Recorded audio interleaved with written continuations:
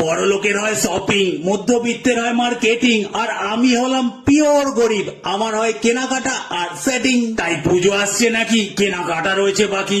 মাকে বললাম দোকানে চলো কটা জামা কাপড় দেখি। সে লাইন দিয়ে ঢালোয়া দোকান, জামা কাপড় এখান সেখান। মা বললো এসব সরিয়ে আমাকে দুটো শাড়ি দেখান। মা দেখতে লাগলো শাড়ি, আমি মারতে লাগলাম ঝাড়ি। সে কি বলবো, এদিক সেদিক সুন্দর সুন্দর নারী। আটকে গেলাম একজনের চোখে, কি ভালো লাগছিল দেখে। আমাকে এরাম ইশারা করে ডাকলো হাতের শাড়িটা রেখে।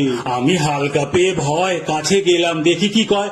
বলে দাদা এখানে জামা কাপড় পছন্দ করুন, অন্য কিছু নয়। বুকে বিঁধলো কাঁটা, ভাবলাম খাওয়ার আগে চাটা। উল্টো দিকে হালকা করে আমি মেরে দিই হাঁটা। তখনই দেখি কি সুন্দর একটা জামা।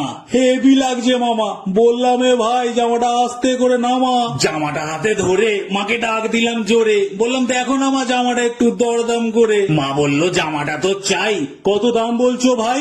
বলে 1200 টাকা মাত্র, এমাল মার্কেটে দুটো আর নাই। ভাবলাম বলি 1000 টাকা, রাজি হয়ে যাবে কাকা, না হলে 100 বাড়িয়ে দেবো তারপর যাবে দেখা। হাঁ করেছি সবে, 200 কি ওটা হবে? মা দেখি বলে উঠলো 200 হলেই নেবো তবে। 200 ঠিক শুনলাম আমি?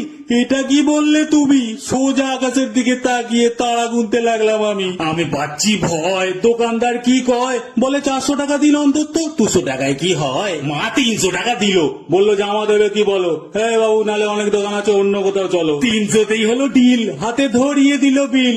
মা থাকতে আমার চিন্তা কিসের, আমি পুরো চিল।